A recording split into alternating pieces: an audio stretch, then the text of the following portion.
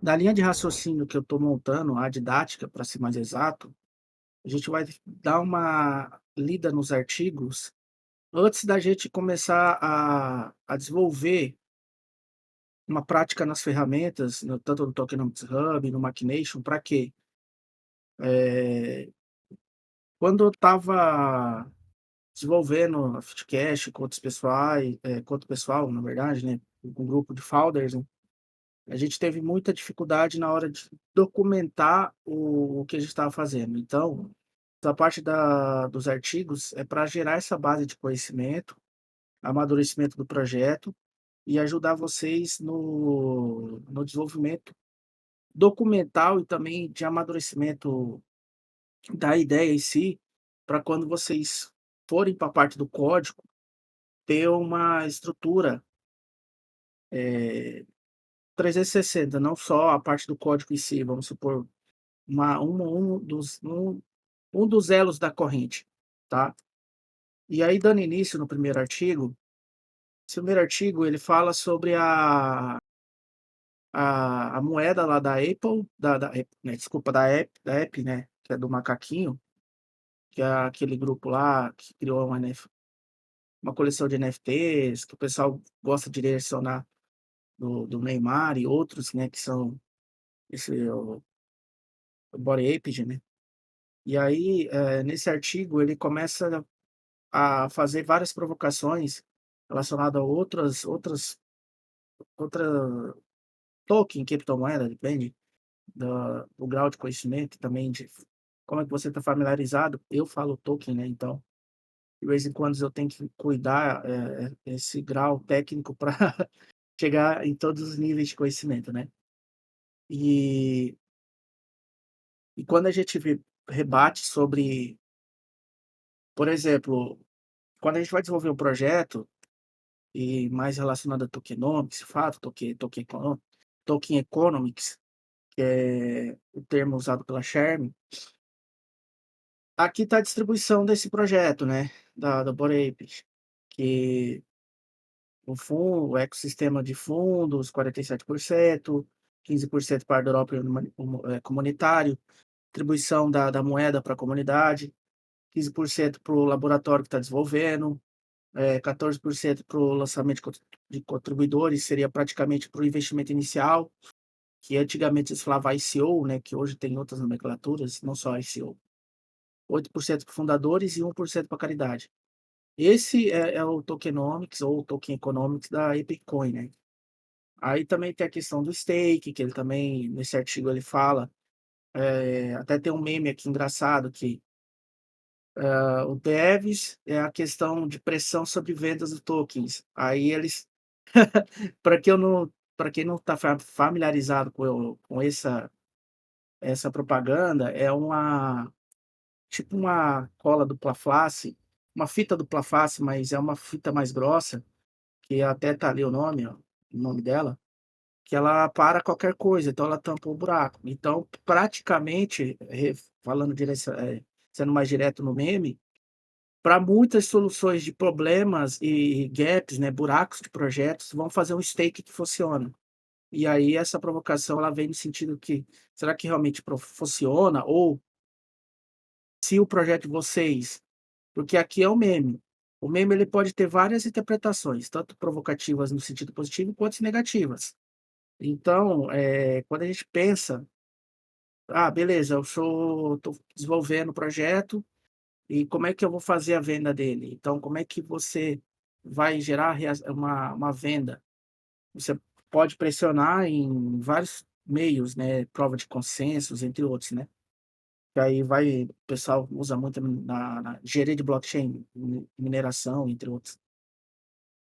E indo mais além do artigo, a gente vê algumas provocações, também fala sobre a DAO, que foi o que eu comentei na aula passada, que dependendo o projeto, ele vai escalando, vocês precisam pensar em como que vocês vão descentralizar, porque todo projeto descentralizado, ele começa centralizado e ele vai tomando proporção e a comunidade vai aderindo ao projeto, e a comunidade vai tomando posse, é igual tá com os grupos de estudo na Web3 Dev, e outras comunidades também, relacionada a tokens em si, que ela começam com um grupo que gostam da causa, trabalham pela causa e conforme vai tendo mais pessoas apaixonadas pelo projeto, que acreditam no projeto, e vai tomando posse em outras áreas que não estão sendo ocupadas, por exemplo, marketing, eh,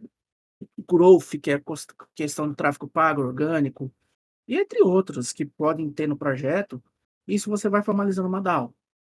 Então, por isso que é interessante, eu já falei isso nos 2 encontros passados, mas sempre pensar no início, quando eu chegar no momento de uma DAO, quantos por cento que vai ter realocar tem que ficar alocado na mão da comunidade, que não torne o projeto fragilizado. Por quê?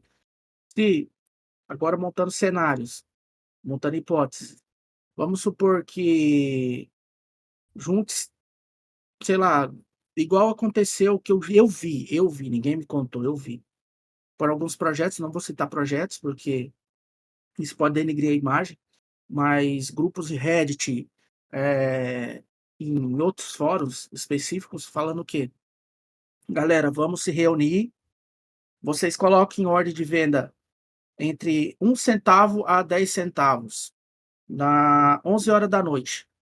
E aí, meia-noite, com a reação em cadeia da valorização do token, a gente coloca, pessoal, a gente coloca em venda. Isso é pump dump, isso é crime, isso é errado. Você está aplicando um golpe financeiro. Mas eu já vi muito isso acontecer. E isso pode acontecer se você não tiver alocado essa porcentagem de maneira correta. É 47%, legal. Mas aí a fragilidade. Será que se uma galera se reunir, elas conseguem derrubar o projeto? Eles conseguem eh, manipular o projeto, para não falar outros termos mais agressivos? Então, quando você faz esse estudo sobre a escalação de quantos por cento vai para cada um, isso aplica diretamente na reação em cadeia que pode ser gerada no futuro, porque igual eu sempre digo quando tenho oportunidade, o tokenomics, o token economics, eles são fundamentais, não é para o primeiro mês de projeto, é sempre quando você, eh, começa a ter uma escala, começa a ter posição em ranking, começa a ter um market cap gerado por corretoras ou até por aplicações DeFi. Você começa a ter ranking, você começa a ter track record e você atrai investidores de qualquer lugar do mundo, e essa galera começa a comprar, você vai ter várias culturas atreladas ao seu token, que são as pessoas que estão comprando e são holders, e aí pode ser holder especulativo ou holder que acredita no projeto, e por ele acreditar no projeto, ele ele tem aquele dilema de: "Não, eu não vou vender tudo de uma vez, eu vou vender de forma fragmentada para não afetar o projeto". Claro, quando você lida com o ser humano, com pessoas, a pessoa ela muda de pensamento a cada segundo. Então, para isso também esse estudo do tokenomics, igual está nesse artigo, ele é interessantíssimo você prever possíveis lacunas. Tem como você prever 100%? Não, não tem. Mas tem possíveis, por exemplo, erros bobos, erros idiotas, que em tokenomics de projetos de 2010 a fracasso,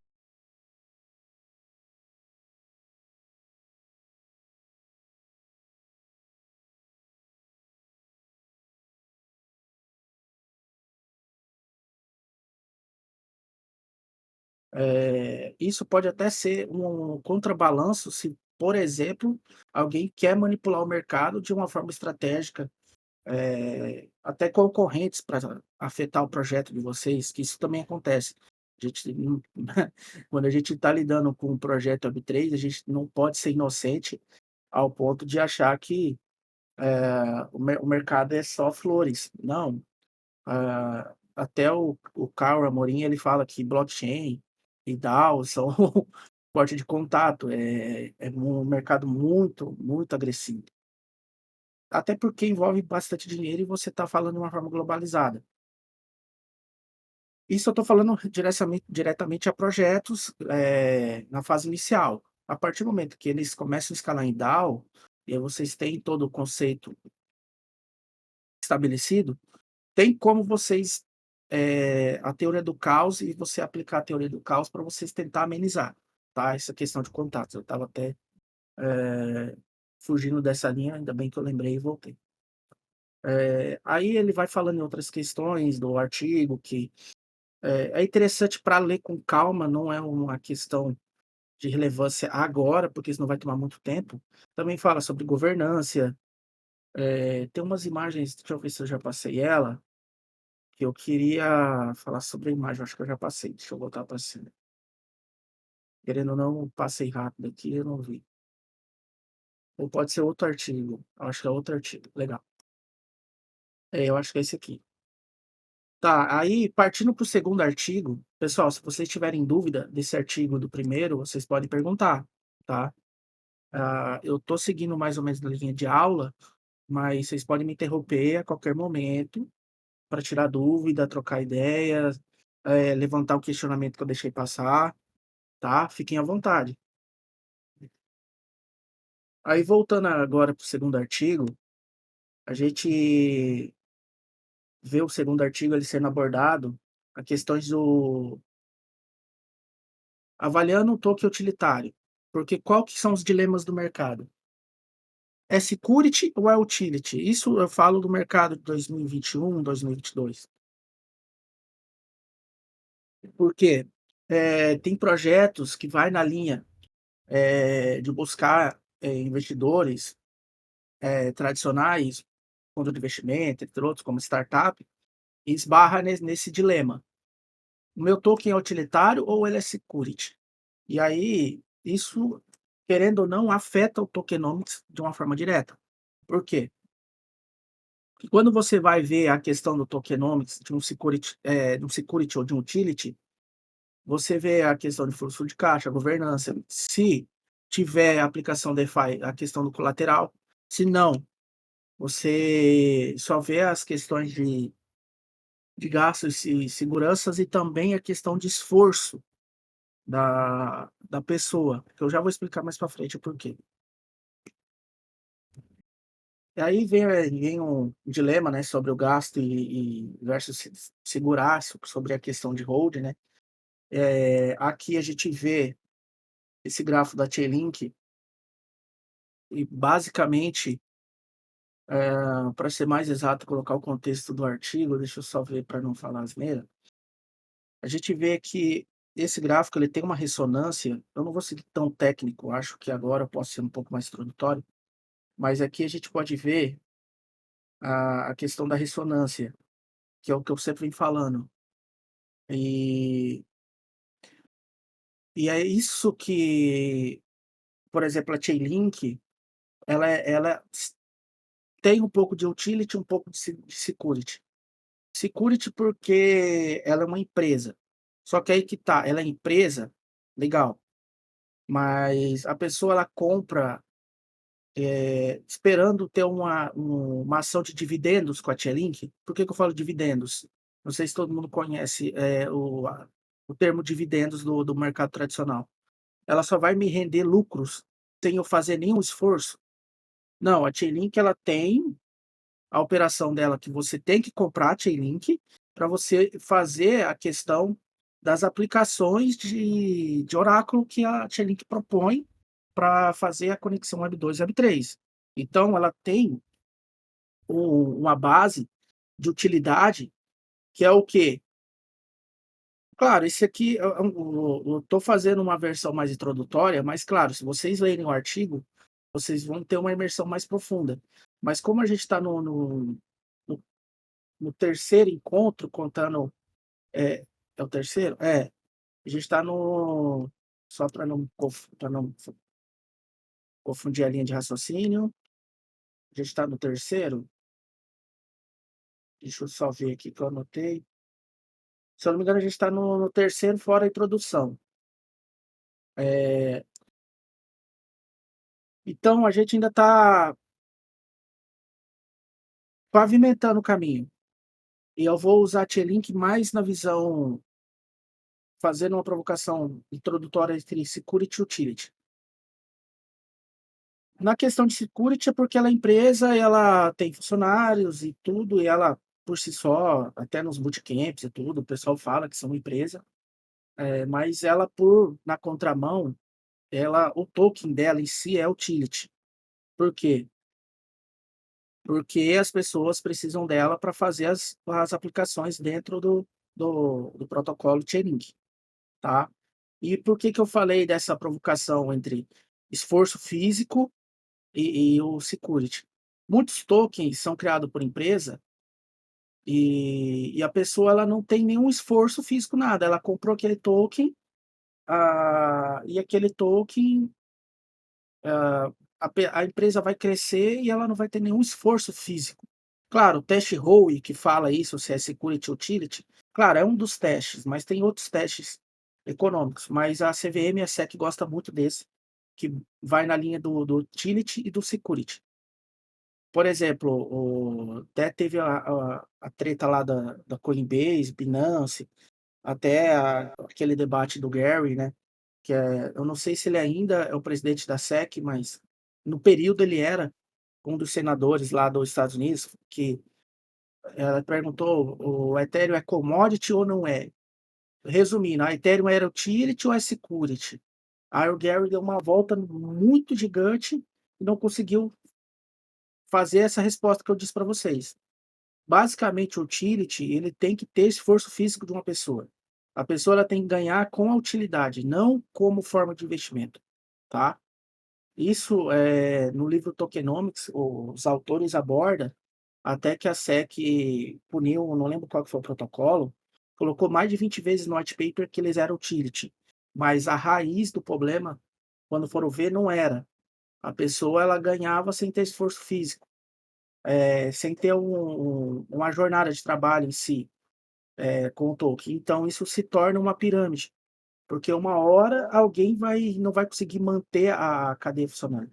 Aí ele fala um pouquinho da aplicação de DeFi, que isso entra na seara do João, né, até sugeri para o pessoal hoje a gente fazer collabs, e aí seria interessante o João tá falando sobre as aplicações DeFi, e eu aí só conferindo, ó, aqui vai mais para a linha de DeFi, então já terminei a parte que eu queria chegar. Aí tem essa parte também, esse artigo que é pessoal, enquanto eu vou bebendo água aqui, se vocês quiserem tirar dúvida, conversar, trocar uma ideia também sobre o tokenomics, não é que eu não queira entrar na parte de DeFi, é porque eu vejo que a parte de DeFi, ela vai se esbarrar em aplicações e também vai se esbarrar um pouco no código, porque eu não quero entrar na parte do código ainda. Eu quero, desbravar ainda essa parte mais conceitual, como a gente está no começo do grupo de estudo ainda, porque lá na frente, quando a gente for falar no parte na parte do código, a gente vai ter a uma uma linha de pensamento mais robusta nessa linha conceitual sobre token economics, sabe. Aí se vocês também quiserem compartilhar alguma dúvida, ou até debater alguma coisa, algum insight.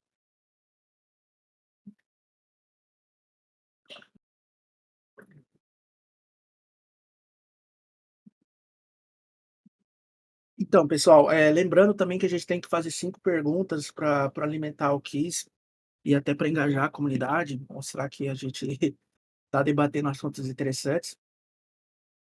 Tá, esse artigo ele vai mais na linha de engenharia de tokens, tá. Mais para frente a gente vai falar, mas a engenharia de tokens, o Token Economics, ele é um dos tópicos da engenharia de tokens, tá. Até eu já fiz junto com o Rossi, a gente já realizou um webinar que está no canal do YouTube da Web3 Dev, se vocês quiserem, eh, dar uma olhada, até para a gente também debater mais para frente sobre engenharia de tokens, que aí eu posso convidar o Rossi. Mas o conceito desse artigo é a gente entender como é que a gente monta o designer do Token Economics. Por exemplo, o primeiro começa com a base de conhecimento, depois vem as relações entre os elos do Tokenomics, depois a gente vem na base monetária. Deixa eu ampliar, desculpa. Eh, Deixa eu pode falar, pode eh, falar. posso fazer uma pergunta? Não, fica à vontade, É só para tirar uma dúvida aqui sobre a Ethereum, certo? pode falar. sobre o token. Ele é security? E por que que ele é, se ele for security, por que que ele é security? Ótima Não entendi muito pergunta, bem aí. ótima pergunta, cara, ótima. Deixa eu até anotar ela aqui, passar para os meninos depois gerar o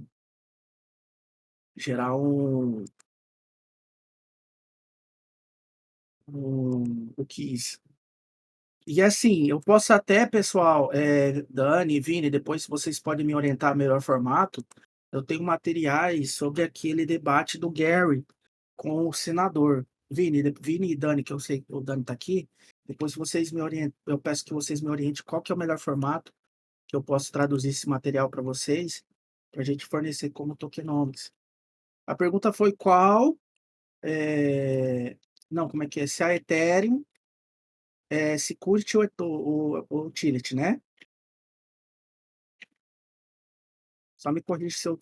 Isso. Se é security, porque se for security, por que que é security? O que Legal. caracteriza? Eu vou fazer uma provocação, mas eu vou responder logo em seguida, tá?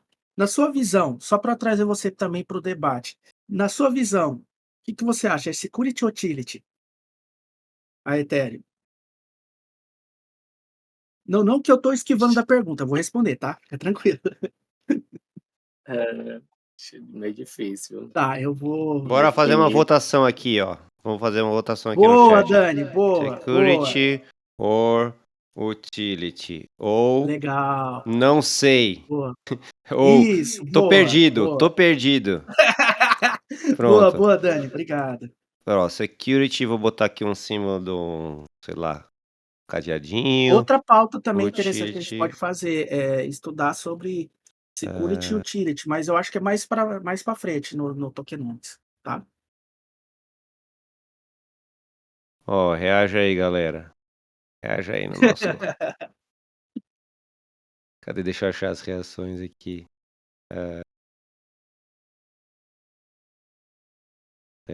E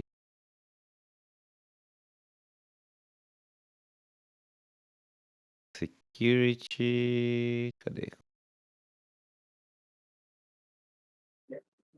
Assim, só já que tu me perguntou, vou dar aqui a minha opinião, assim, o que é que eu penso. Posso estar Não, errado fica aqui, tranquilo, é mas para isso mesmo o grupo de estudo. Não pensa que tá errado não, porque fica tranquilo.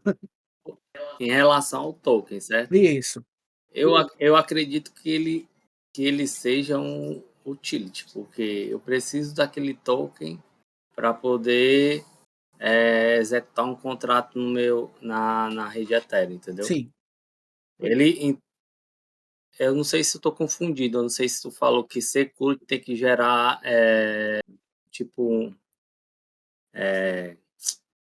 na bolsa, no mercado tradicional que gera o quando você investe numa bolsa, O utility ele não pode gerar dividendos, o security sim, dividendos, né? isso, O utility não pode, então o security tem que gerar o dividendo, né? isso, Então, no meu caso, eu acho que o token Ether, ele é um utility, ele não gera dividendos. legal, Você precisa dele para poder tipo, criar um contrato, fazer qualquer atividade na rede. legal.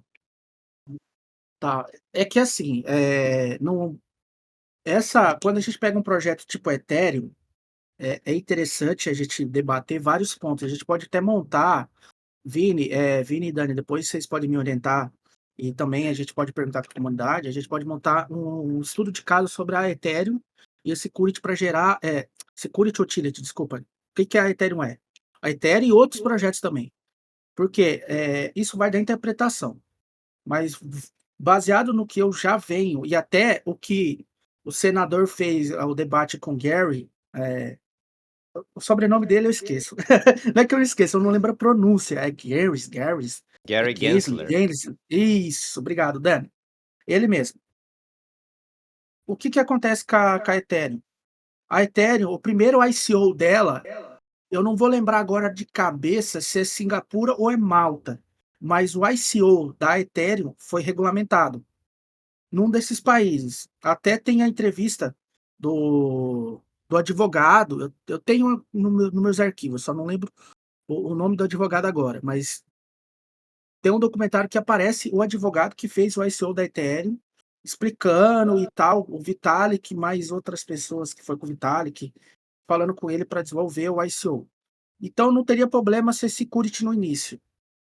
Só que conforme a proposta da Ethereum ela foi para ser utility, e eu vou explicar o porquê, quando vocês lerem o white paper da Ethereum, chega no momento lá o Vitalik, mais o Gavin Wood e outra galera lá que estava com ele, que eu lembro que era 10, se eu não me engano, 10 ou é 9, eu não lembro agora, que ajudaram a fundar a Ethereum, eles estavam querendo criar uma máquina virtual. Até pegaram as linguagens C e Java e mais outras que eu não lembro agora de cabeça, e aí eles criaram a Solidity, que foi criar a base da Ethereum. Mas qual que era o conceito da Ethereum, não fugindo da linha de raciocínio? Era ser utility. Claro, por isso que eu falei que vai da interpretação. Porque, por exemplo, se o juiz ou quem tiver lá fazendo aquela parte jurídica interpretar a Ethereum como security, colocar todos os mecanismos como security, talvez ele consiga atrelar ou utility. Mas na minha visão, a Ethereum, ela tem assim a sua parte de security e tem sua parte utility. A parte security dela foi a parte inicial lá de 2013, 2012, que até ele foi regulamentado. Oi, alguém falou, desculpa, eu cortei? Alguém ia falar e eu cortei? Pode ficar à vontade, pessoal, pode falar. Tá, voltando. Lá em 2012, 2013, que se não me engano, quando o Vitalik começou a se movimentar para fazer a parte do ICO da Ethereum, se eu não me engano, a Ethereum é até um fork da Ethereum Classic, aí eles criaram a Ethereum, eles... Ali era a parte security porque eles iam captar dinheiro. Eles iam captar para começar a desenvolver a comunidade, desenvolver a fundação, a Ethereum e tudo. Só que aí eles foram naquela parte inicial security porque eles precisavam fazer captação de investimento. Então quem investiu ali, naquele momento, estava investindo pensando na valorização da Ethereum, porque a Ethereum não tinha tanta utilidade no começo. Por isso que eu falei que vai da interpretação. Por isso que é interessante quando você vai gastar um tempinho no Tokenomics e montar toda a parte de documentação, white paper, tudo. Para quê? Porque tem as fases do projeto. Então, no início, até que foi o debate do senador. A Ethereum é commodity ou não? Se ela for commodity, ela é security. Commodity é o quê? É um produto que as pessoas acabam, por exemplo, igual café, arroz, commodity é coisas que as pessoas usam no dia a dia. A Ethereum é commodity? E o Gary não soube responder de forma precisa. É ou não é? Ele queria que 8 ou 80. É ou não é? E o Gary tentou montar um contexto explicando isso, aquilo outro, e não conseguiu mapear. E hoje eu vejo, por exemplo, colocar uma balança, a Ethereum está em torno de 60 a 70% utility. Por que eu não colocaria 100%? Porque tem a parte de stake. E aí vai da interpretação de quem está vendo o projeto. Eu falo o órgão jurídico, né, que vai determinar se é utility ou se é security. Que é um debate muito interessante, porque tem livros que a gente pode até futuramente fazer o grupo Foi, do livro. Pode falar. é, foi exatamente por isso que eu falei que era difícil, né, dizer o que era Ethereum. Exatamente por causa do stake, né? É, então, por isso que vai da interpretação. Pode falar. Alguém ia falar, aproveitar para beber água.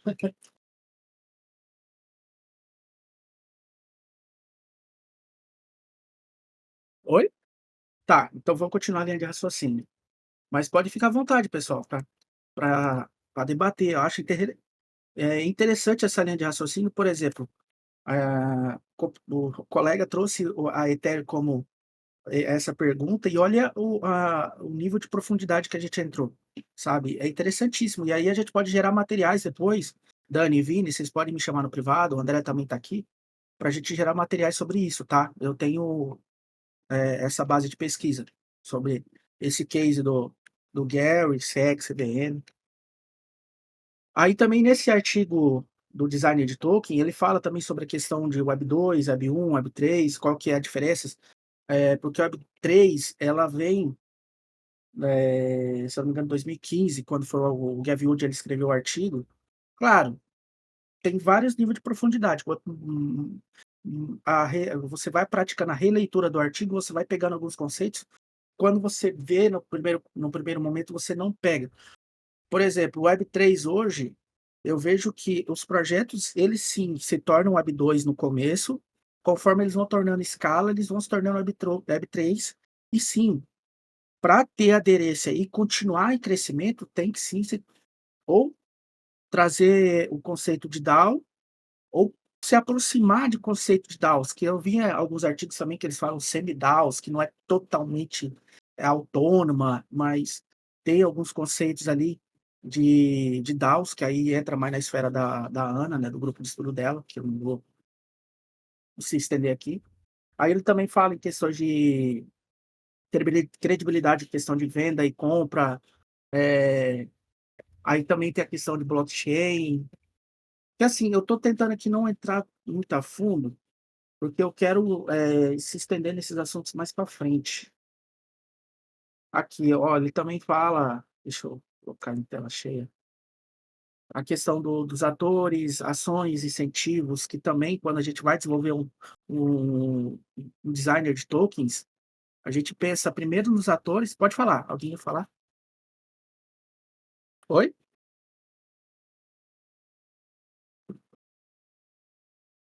Pode ficar à vontade, pessoal. Pode me interromper. Atores, incentivos, ações. Aqui vai mais para questões mais dados on-chain, né? Tá, aqui vai entrar numa profundidade que eu acho que nesse momento não é interessante. Deixa eu só voltar aqui. Ah, é legal. Tem esse outro artigo também da questão para queima de tokens, né? Porque eu vou falar da Fitcash. A gente lá em 2018, a gente já tinha como base, em 2020, 21, não lembro agora de cabeça, a gente começar a fazer a queima dos tokens para fazer o swap. Não sei se todo mundo está acostumado, mas naquela época, a gente voltando para aquele cenário de 2020, 2019, tinham muitos swap de tokens, que hoje na aplicação DeFi mudou um pouco do conceito, que aí essa parte de DeFi eu deixo para o João. Mas naquela época, o contexto de swap, ele vinha mais nessa lei de queima de tokens. Para quê? E eu vou explicar o porquê da queima de tokens.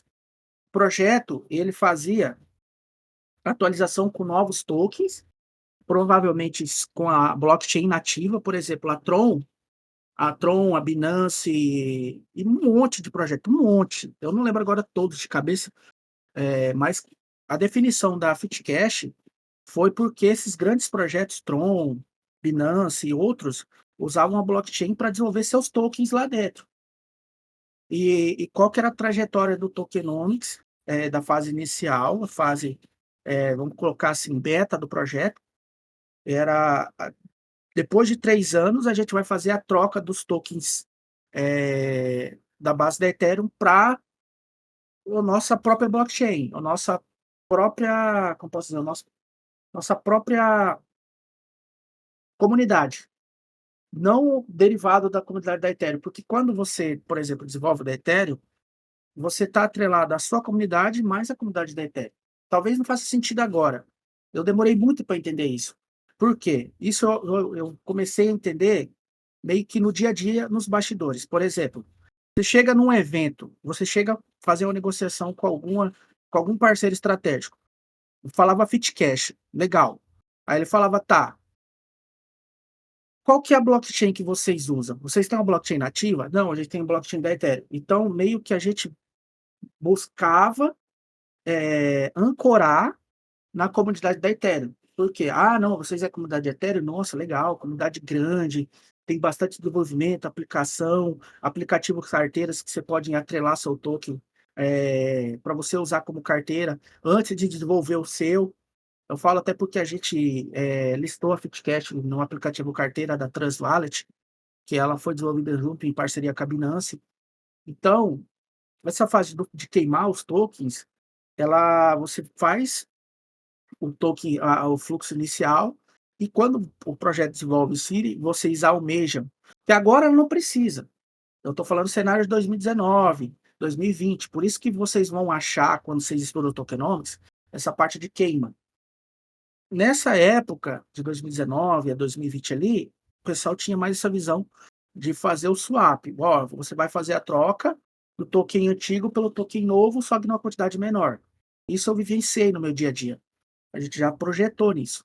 Mas pode também ter só uma readequação no seu tokenomics. Você vai fazer um novo protocolo e essa nova moeda ele também vai queimar, te retirando. Por quê? Você não consegue fazer a queima das moedas na carteira da pessoa. Agora eu vou falar da parte de código. Por exemplo, o Dani e o Vini têm 20 Fitcash. Eu não consigo queimar as 20 Fitcash de cada um, do Dani e do Vini. Mas, por exemplo, eu posso fazer o seguinte: Dani e Vini, ó, tem esse novo token que a gente está fazendo, nossa própria blockchain. E se você me der essas 20 Fitcash antigas, eu te dou 5 da Fitcash nova. Tá ok para você? Porque é uma quantidade menor, é um projeto novo, tende a se valorizar mais, tende a ter mais parceiros. Aí fica a critério do Vini e do Dani se eles querem passar, mas aí era uma estratégia dos projetos em fazer essa queima dos tokens. Que também tem como você queimar direto no smart contract, mas aí é quando está na fase bem mais tranquila, porque aí tá todos os tokens alocados num lugar só. Aí você pode fazer a queima, né? Ah, tá, vamos gravar agora o artigo. Tá, ele vai falando aqui de base, uma base mais técnica, que eu recomendo vocês dar uma lida, uma relida. Interessante, deixou aqui. É, nessa imagem, ela vem resumindo o que eu estava querendo dizer nos outros encontros, até mostrei essa imagem na introdução. Por exemplo, quando a gente está desenvolvendo Smart Contract, que é um protocolo, DAO, tem a parte de produção, a parte dos usuários, a parte do pool, aonde vai fazer. Esse aqui é que vai manter a liquidez do seu projeto. Sempre, se você dá a fatia, é igual eu disse lá na introdução, a Fitcash a gente teve que estar refazendo o projeto, porque o nosso pool de liquidez aqui, a fatia da pizza do pool, que era para ser travada da carteira ali, e a carteira inicial que desenvolveu o smart contract, ela está fragilizada, ela está com 43%, se eu não me engano. Então a gente está refazendo porque aqui o nosso tokenomics só nessa parte aqui já está fragilizada. Mas essa imagem por si só, eu não preciso explicar muito sobre ela, porque senão vai gerar muita confusão de interpretação. Mas qual que é a linha de raciocínio? A rede tem a parte de produção, a parte do usuário, a parte do pool e a parte do mercado. A parte de produção são os builders que a gente tem que estar fazendo. A parte do usuário é quem vai usar o seu token. A parte do pool é a, a saúde financeira do projeto como um todo. Agora tem como você fazer também aplicações em pool de liquidez, entre outros DeFi, que é mais área do João. Eu estou olhando aqui a parte mais do macro, não do micro ainda.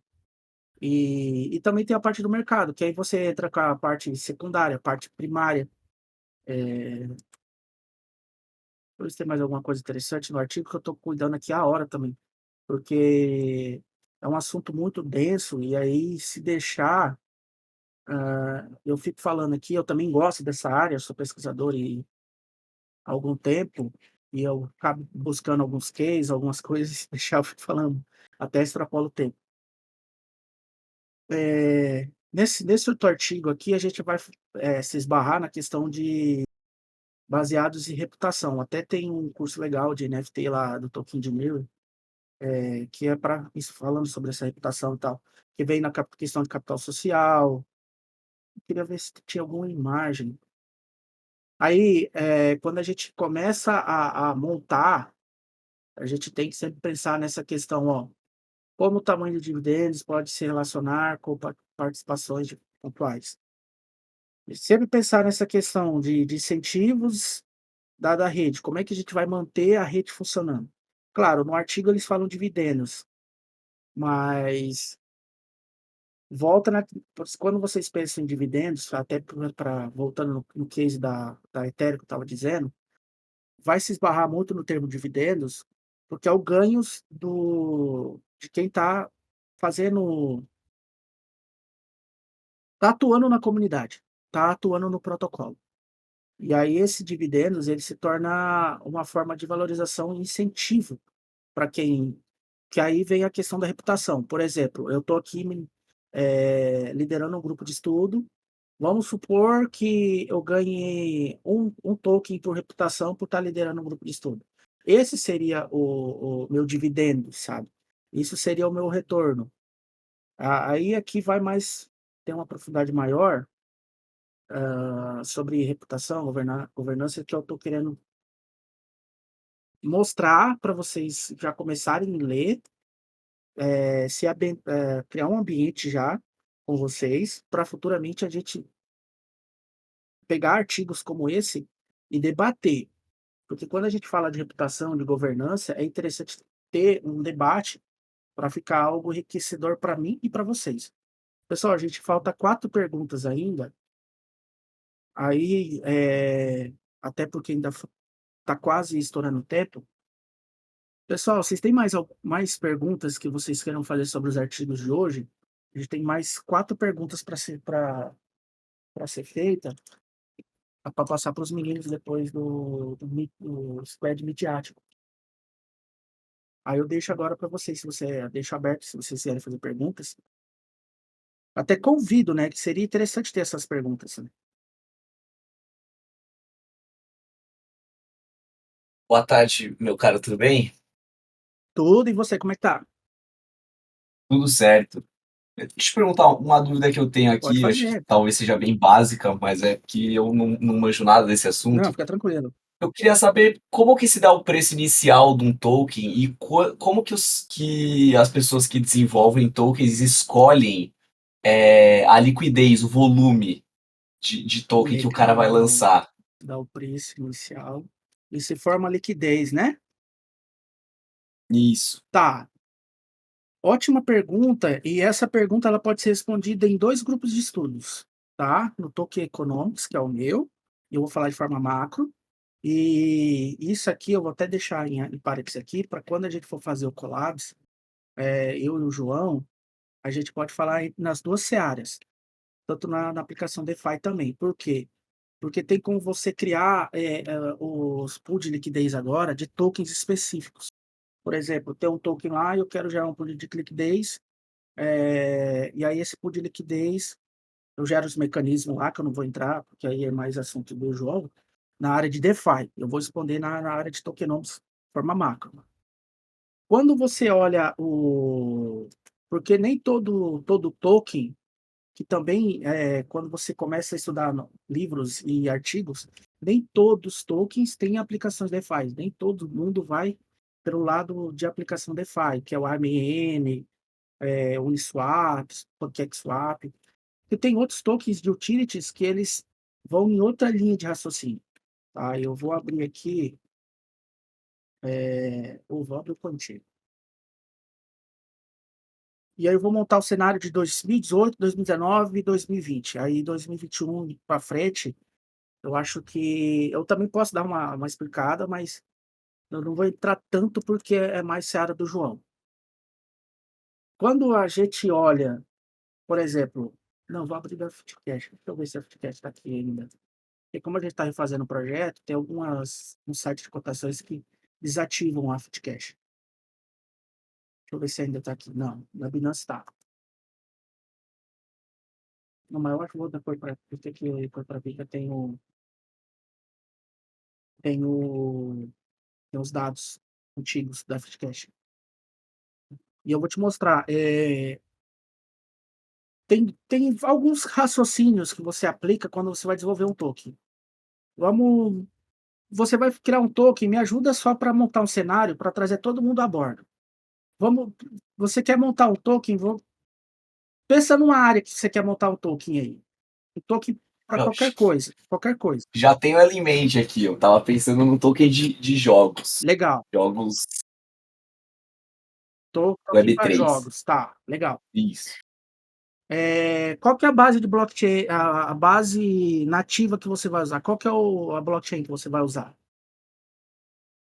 Eu tinha pensado numa com menos taxa na troca, tipo uma Perfeito, Polygon, um negócio assim. perfeito.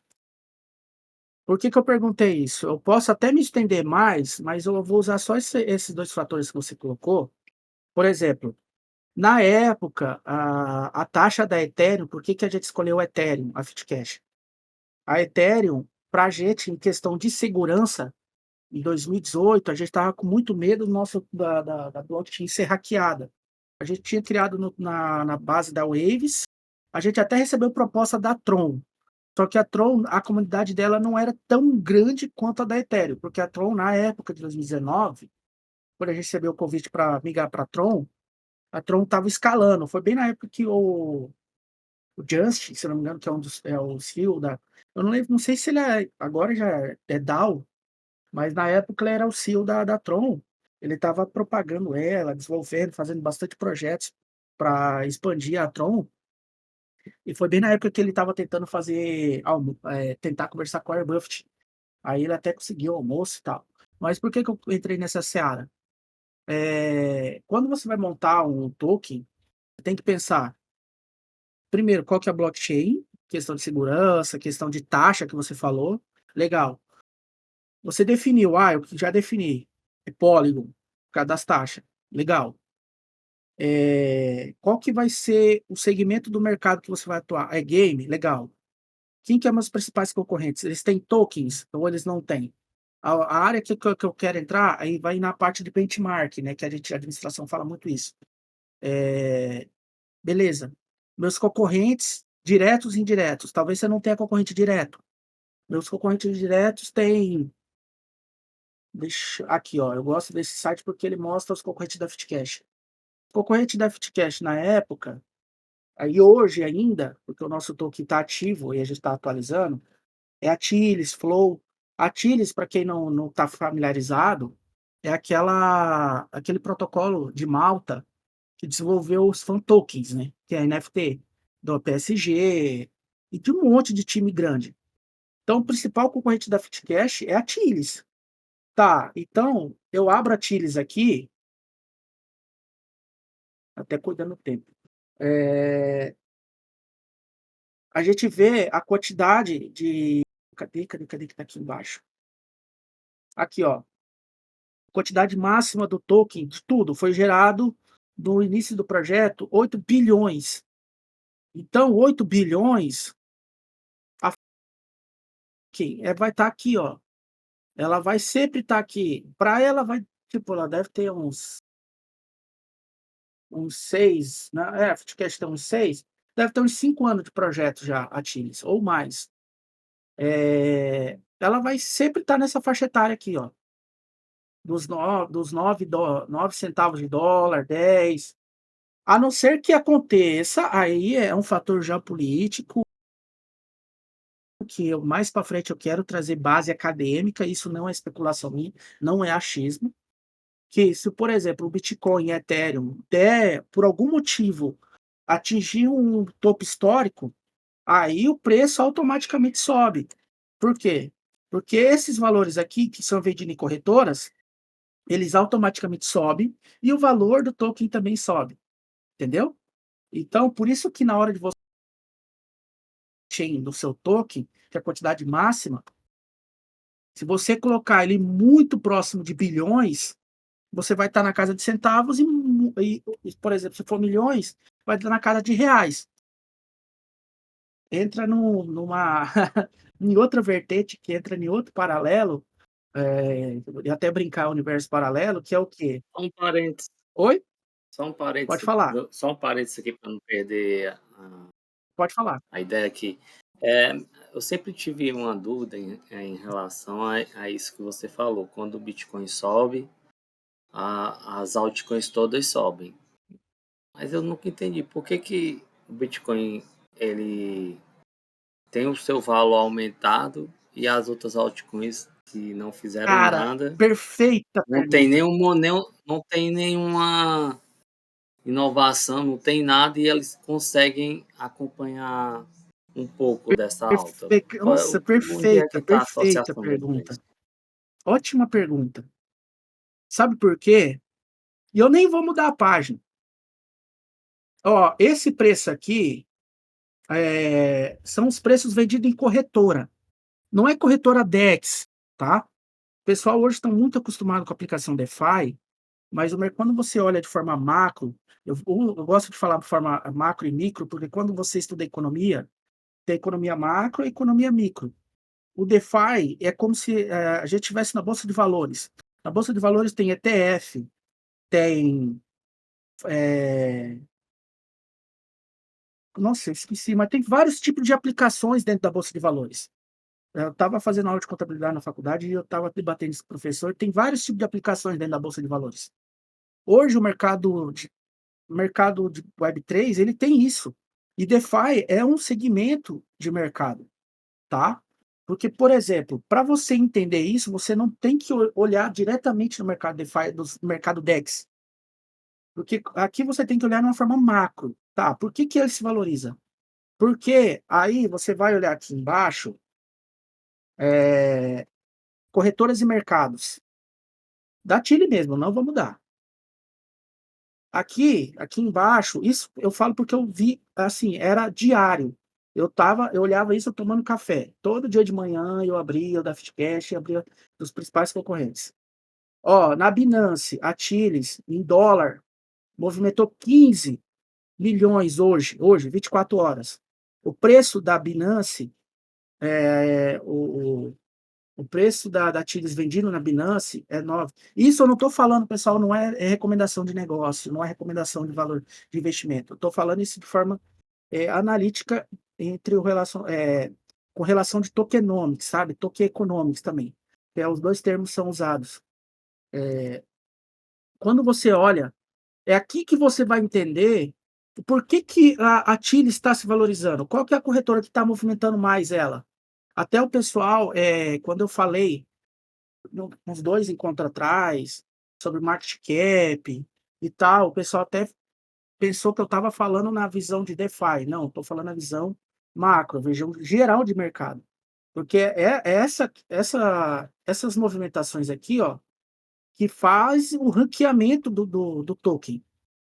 Porque tem um API, e eu posso falar isso porque eu vivenciei isso. Quando você faz uma negociação com a corretora tipo a Binance, ela pede os seus dados de API.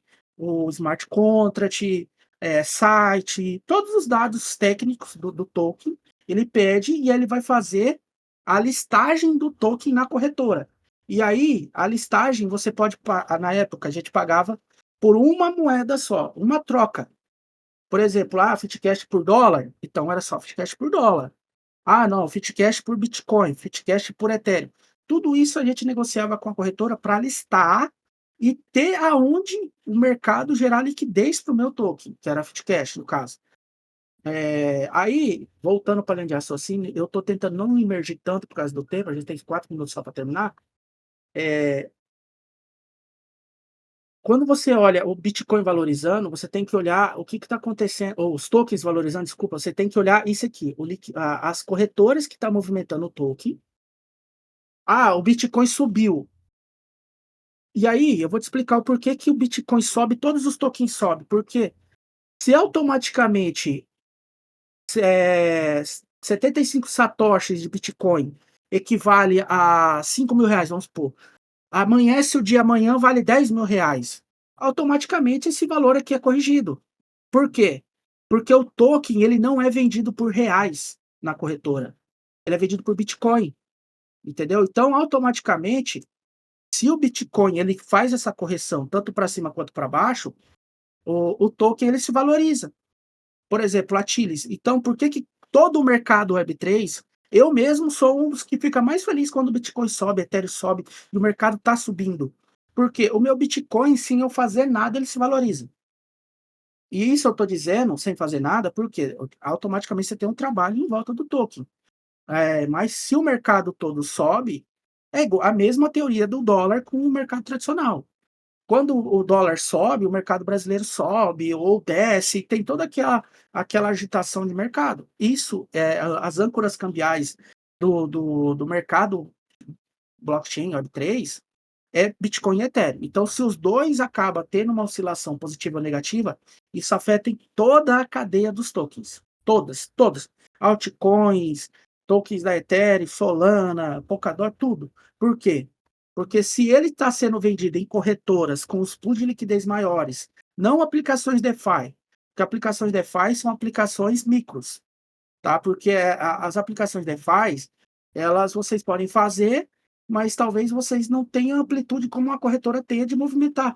Por exemplo, eu vou abrir a Binance aqui, que falta 1 minuto só e eu já vou finalizar o grupo de estudo. Tá, pessoal? E aí, se vocês tiverem mais dúvida, eu vou deixar mais alguns minutinhos, mas aí a gente já está praticamente entrando no encerramento já, tá? A Binance, ela movimentou 13 bi de dólar, de euro, desculpa, euro. 13 bilhões de euros. Não sei se tá dando para ver certinho. Aqui, ó. O volume total, ó. E o por que eu tô mostrando isso? Porque aqui eu tô mostrando só da Binance, tá, pessoal? E deixa eu só sair da. Aí, ótimo. Teve mais pergunta que eu não olhei o chat, peço até desculpa por isso. Então, só que isso para ver se eu entendi aqui. Tá. Então, quando você vai listar um token numa corretora, você associa o token a Bitcoin, não a dólar, não a real, é a Boa Bitcoin, é isso? pergunta. Você tá ó, só vou fazer uma correção para ver se eu entendi. Você fala atrelar a corretora é a forma da venda do token dentro da corretora. É, listar. Isso, Listar, listar. né? Não, eu Listar é imaginei, listar. mas só para colocar todo na mesma página. Por exemplo, a Chilis, desculpa, ela tem vários. Vou mostrar todos os mercados dela, todas as listagens. Você pode ver que ela tem listagem em todo tipo de token, aí vai da corretora, tá? Vai ter corretora que vai ter a listagem atrelada ao token da corretora. E é normal. Por exemplo, a Binance tem a Chilis vendida na moeda da Binance. E é normal, porque é a moeda da corretora. E aí, para quem gosta de investimento, e quem vai para essa visão mais de aplicação e não de construção, eles estão muito atentos a essa questão aqui. A Chilis, ela está sendo valorizada no quê? Mais em Bitcoin, mais em Ethereum, mais em Tron, mais em dólar, em euro. E todos esses que a gente fala par, tá? Todos esses pares, por exemplo, Chilis e o USDT, que é dólar. Aí tem pares que se valorizam mais e valorizam menos, depende do dia e depende também da corretora. Tudo isso quando você vai iniciar seu token, eu vou ver se eu peço autorização essa semana para algumas corretoras que eu tinha feito negociação com a Fitcash, se eu posso expor o documento que eu tinha feito a negociação da Fitcash com eles nos próximos encontros. Isso demora até eles me responder, por causa de fuso horário. Mas se eles me respondendo, futuramente eu posso trazer um desses documentos que eu estava em negociação com essas corretoras em 2019, 2020, para vocês entenderem. Quando você olha essa visão macro do token, cara, tem um monte de coisas econômicas e administrativas que se atrela a ele, que se você não cuidar no começo, você pode matar seu projeto. Porque, por exemplo, pode ter especulação demais num modelo de token, mas esse modelo de token, a quantidade de mercado dele é muito grande. Então, você não vai ter uma valorização, que, querendo ou não, a valorização também atrela ao crescimento do projeto, e também pode ser o crescimento de longo prazo, de curto prazo, aí você pode determinar. Mas tem todos esses debates e a gente pode até, talvez, pegar, ver com a comunidade toda, a gente montar um clube do livro sobre token economics, tokenomics. Eu tenho o contato da Shermy, que é a autora do livro Tokenomics. Dependendo, eu posso até tentar falar com ela para ela fazer um webinar com a gente em inglês. Claro, infelizmente tem que ser em inglês, para ela explicar sobre a pesquisa os outros 30, eu acho que é 30 ou é 25 pesquisadores que desenvolveram aquele livro Token Economics. Então, assim, pessoal, tem muito conteúdo legal que a gente pode explorar. Por isso que eu tento sempre trazer vocês, por quê? Porque eu tenho esse material e eu estou passando para a comunidade para a gente construir um ecossistema mais saudável. Eu vejo muitos projetos que o tokenomics não é saudável e compromete o mercado como um todo. Então, por isso que assim, qualquer dúvida que vocês tiverem, podem trazer. Não tem dúvida errada, não tem dúvida certa. O que vale mais é o diálogo, é o debate nosso, entendeu? O Dani colocou aqui, finalizando, já passei 3 minutos, eu peço até desculpa, para vocês preencherem o formulário aqui da pesquisa de satisfação, para a gente entender no que a gente pode melhorar o grupo de estudo, tanto para mim, quanto dos artigos, no forma de material. Legal, vou ler, tá aqui no chat. Nessa linha de preço, a explicação a relação do valor do token com o market cap, porque num exemplo simples seria até interessante puxar na tela para todos verem o exemplo Solana. Como que é? Ela em novembro de 2021 teve provavelmente um par no valor de 250 e poucos em seu market cap de 77 bi de dólar. E esses dias em março de 2024 chegou ao de 200 bi de dólar e o market cap de 90 bi.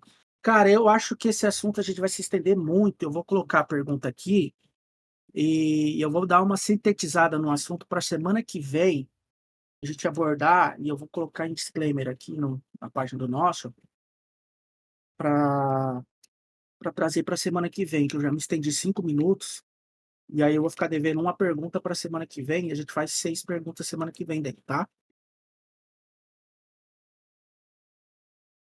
E outra, pessoal, se vocês quiserem também trazer cases para a gente estudar, eu acho válido. E aí a gente pode alimentar o canal do Token Economics ali no canal das roles, dos grupos de estudo, para a gente trazer também, para não ser como só aula. Porque, por exemplo, eu estou ministrando agora como aula para a gente ter assuntos para debater. Mas no futuro, eu quero, trazendo como base, que eu tive junto com o Thiago Rossi lá, sendo host de alguns dias do grupo de estudo do Token Engineering, que é o quê? É trazer a provocação e vocês participarem do diálogo, participarem do debate, tá?